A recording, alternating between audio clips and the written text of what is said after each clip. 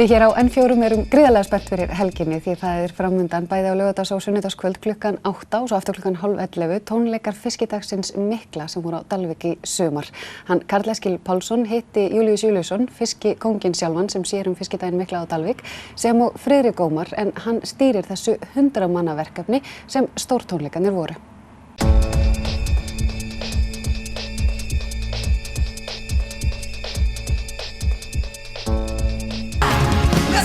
I got a feeling tonight's gonna be a good night. Tonight's gonna be a good night. Tonight's gonna be a good night. Þeir eru búin að vera í 3 ár þessir stórtónleikar að kvöldi.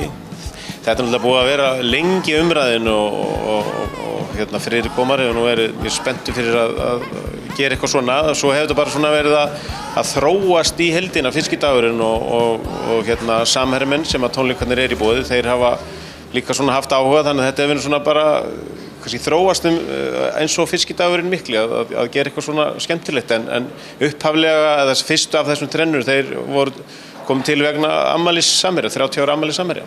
Þegar menn ákveða að efna til svona tónleikar, ég bara umfangið á því, þetta ekki gert bara við skulum halda tónleika morgun.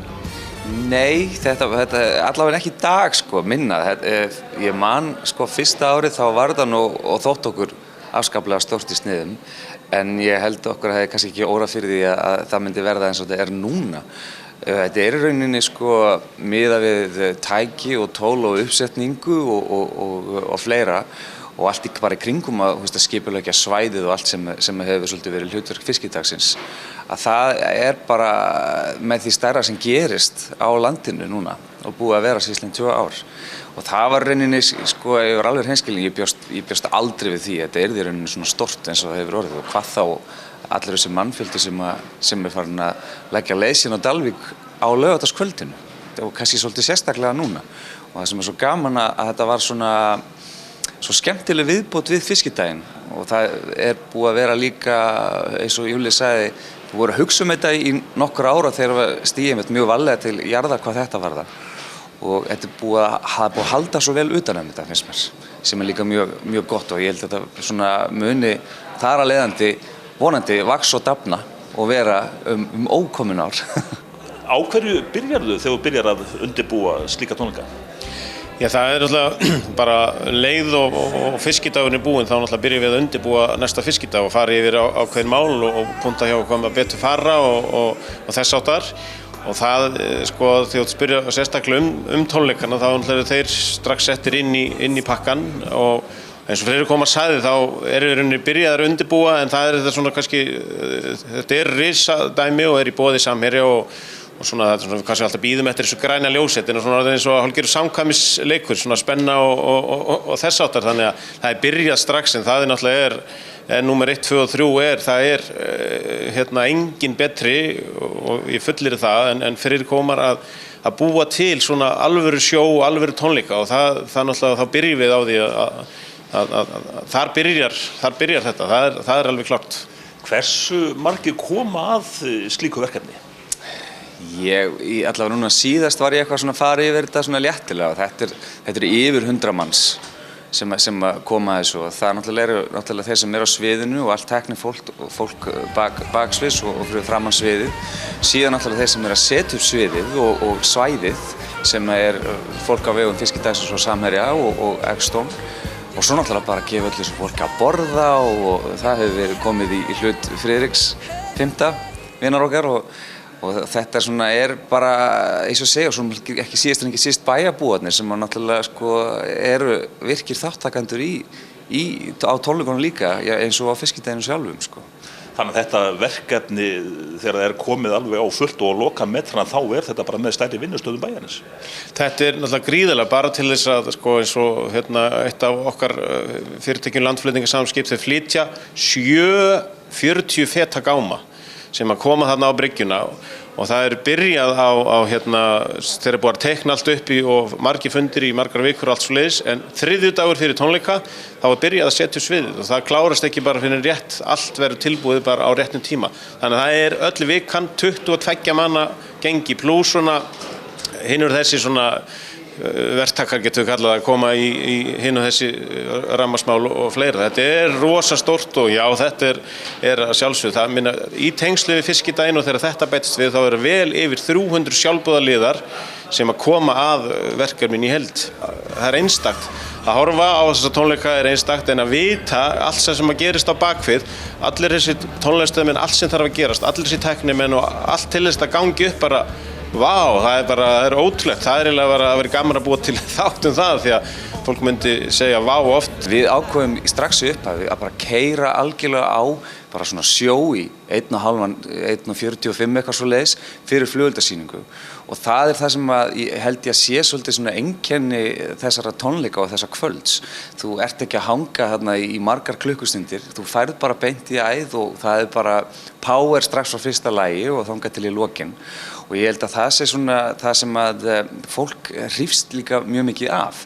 Það ekki að hanga þarna löngum stundum, þetta bara svona flotti tónleikar, flott sjó og svo glæsileg flugeldasýning náttúrulega í lokin. Ég var til og með að minnast á að því að við vorum að tala uppsetningun og fólki á svæðinu. Að ég hef aldrei kynstur eins sko ef ég til dæmis að setja upp sviðið og svona, það að segja hvernig langar til að lítið út. Sendi einhvern post og segi mig langar að gera svona og svona. Það mætti halda sko að þeir sem vinna og starfa við smíðar á Dalvík og henni kring hafi verið við svona sviðsvinn í mörg ár því að sko, því líka fagmennska.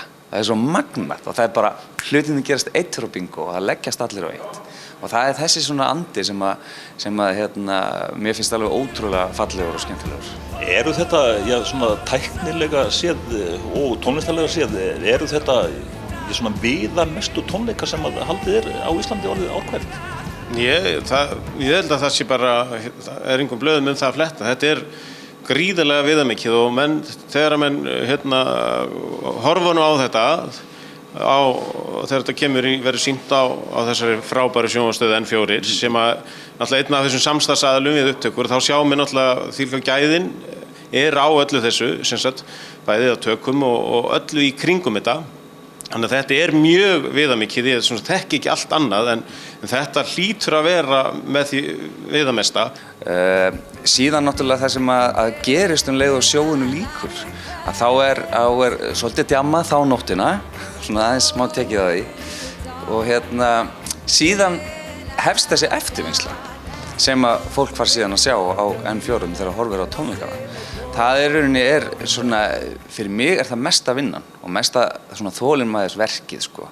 Því að það þegar verið að klippa mynd og vinna hljóðið og svo komið fyrsta klipp og annað klipp og það þarf að laga þetta og þetta og ég þarf alltaf að horfa á alla tónleikana og endanum ég komið algjört ógeð. en svona þegar maður þarf að sleppa tökunum af verkefninu, það finnst mér erfiðast. Langerfiðast. Þannig að sjálfur tónleikarnir og allt í kringu það finnst mér hef ég bara ánægju af sko. En að standa fyrir framan 30.000 manns? Þetta myndi mig, ég gleymi aldrei, sérstaklega fyrsta árið, það myndi mig á þegar ég stóð á sviðinu út í Serbíu fyrsta skipti í söngvakeppninni. Það var svona svipuð tilfinning, það var allt svo rosalega stórt og maður einhvern veginn hafði engin tök á að vera stressaður sko, maður var svo geðveikt, maður sveif svona á einhverju skýi. Þannig að það var eiginlega svona það sem ég tengdi við. N4 sýnir sem sagt tónleikana, getum við sagt að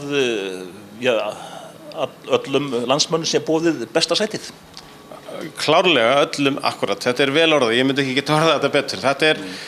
Það frábært að þetta sé sýnt og viðbröðin til okkar þegar N4 sýndi til síðustu tónleika. Þau voru gríðaleg, alveg sko gríðaleg og það gerði ekki bara að tónleikarnir voru skemmtilegir og það var frábært að horfa á þetta á N4 og allt það. Þarna fengið svo mikið af símhringingum. Ég var bara staddur við tölvuna út á Fiskidagskrifstofu, alveg óvænt þegar þetta var sýnt. Og ég var bara í tvo tíma bara í full, nánast ekki við sko, stundum nú mikið að gera á þessu skrifstofu en þarna var SMS, símhringingar, Facebook skilabóð og e-mail og sérstaklega það sem að skipti mig málið og gladdi mig var svo mikið af fólki sem hefur aldrei komið á fiskidaginn allt í einu og jafnvel fekk póst frá tveimur sem hafðu svona haft hálfgert horn í síðu sko þetta væri nú svona og svona og þetta væri nú meira eitthvað svona og þeir alltaf heyrðu já þetta þá satt, þetta svona og þú veist það var svona þannig að áhrifin fyrir fiskidaginn þetta var sýnt á N4 voru mögnuð, alveg frábær, bæði fyrir tónleikana og fyrir fiskidaginn sjálfan. Við erum fjölskylduhátíð og við stöndum við það og þeir sem að horfa á tónleikana og sjá, eins og ég var að segja á börnin sem eru jafnvel á háhest, brosandi og syngjandi með, þar fæ ég gæsahúðina og þar veit ég að við erum að gera rétt. Getur þið sagt að upptakan af tónleikonum að hún sé svona með því viða meira sem að gerist í tónlistarlífi á Íslandi á hverju ári? Já, við getum alveg sagt að þessi upptaka og tónleikarnir í heild sinni og allt í kringum þá það viðamesta sem gerist hér á landi, eitt af því, absolutt, með stærri hátíðum eins og Iceland Airways og Secret Solstice og þessum hátíðum. En þó þetta sé bara náttúrulega sér á báti, þetta algjörlega sér á báti, eins og ég segi, þetta eins og stórt ættamót, en umgjörðin bara eins og gerist kannski bara hvað flottast, vil ég meina. Og þarna ekki bara notuð ein lítil kamera? Nei, þetta eru held ég 12-13 myndavélar sem verið að nota og svo náttúrulega erum við með þessa dróna, litlu þyrlurnar sem að fljúga yfir svæðið, sem að gera og lita þetta alveg frábærlega og það er ótrúlegt. Það er eiginlega ótrúlegt að sjá skotin þar sem að sviðið sést og Mannfjöldin og Dalvíkin og Bæjarfjallið, það er alveg geggjað, hrikalega.